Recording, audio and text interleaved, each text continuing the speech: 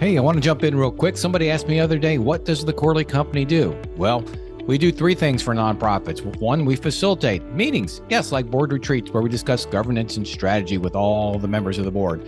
Number two, advise CEOs and help them as they make decisions and implement actions to drive their mission. And then finally, we produce podcasts such as this one, but also for a number of nonprofits to help you get the word out, get your message out. So if you're interested in any of these services, please feel free to reach out to Michael at thequarterlycompany.com. Now back to the podcast. On this week's episode of I-501-CU, the podcast for nonprofit board members, I'm going to actually do a continuation, a little bit of last week's podcast when I talk about compensation, the board assessing the CEO, because a good CEO wants to be assessed. And we talked a little bit about that, but I want to move that along. So why is that important? And even let's back all the way up. I guess it's kind of like a circle when you talk about the CEO. The CEO is going to come, and at some point he or she is going to leave. So we want to have a succession plan in place.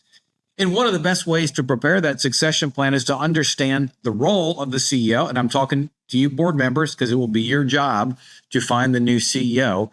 So it's important you understand that role. And a couple good ways to understand that role. One is to do the annual performance evaluation. Yes, we talked about that last week, and every good CEO wants an annual performance evaluation. So doing that alone will help you understand the role of the job, because it forces you to ask the right questions, have the conversations, and understand. And then number two is, it kind of ties into that, you got to have a job description, a well-formulated job description. You really should update it at least once a year. And it doesn't have to be a formal job description, that update, but you want to, again, understand the roles, responsibilities, what's happening, because you're going to use that in succession planning if and when, not if, when you have to find the next CEO, because things happen. You know, there's really three scenarios you should have a written plan for as you fulfill your governance role to ensure continuity of the organization, which is why we have succession planning. Number one, short term, your CEO is going to be gone for a short period of time, and that could be because they were in an accident and they're going to be out for 2-4 weeks, a few months, up to 3 months, maybe for some type of short-term medical leave. Well, in that situation, you're probably going to have an acting CEO come in, an acting CEO, which could be, and most likely is somebody currently within the organization who's going to assume the CEO roles and responsibilities in addition to their current responsibilities. Oftentimes, you'll see in the corporate world, the CFO will step in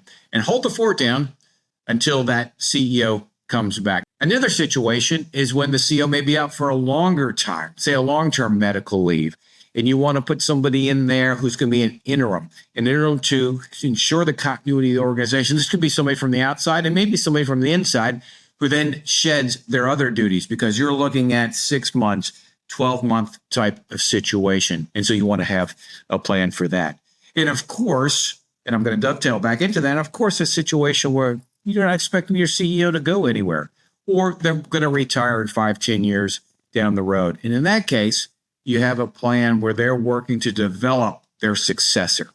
That's a luxurious situation and something that you want to be in. I want to go back into that interim position, and that might be also if the CEO says, I'm leaving to take another job, and you're going to start a formal search. Those searches take a long time. In that situation, you'd want to consider an interim CEO. So all this to say that your written succession plan ought to have contingencies, ought to have well thought out plans for each of those scenarios and any others that you may think through, because the hardest thing is trying to come up with a plan when you've got the pressure of a situation in the here and now. So anyway, just some thoughts on a continuation of last week's podcast going into this week, talk about succession planning. And I hope you enjoyed that, and I will 501 see you next week.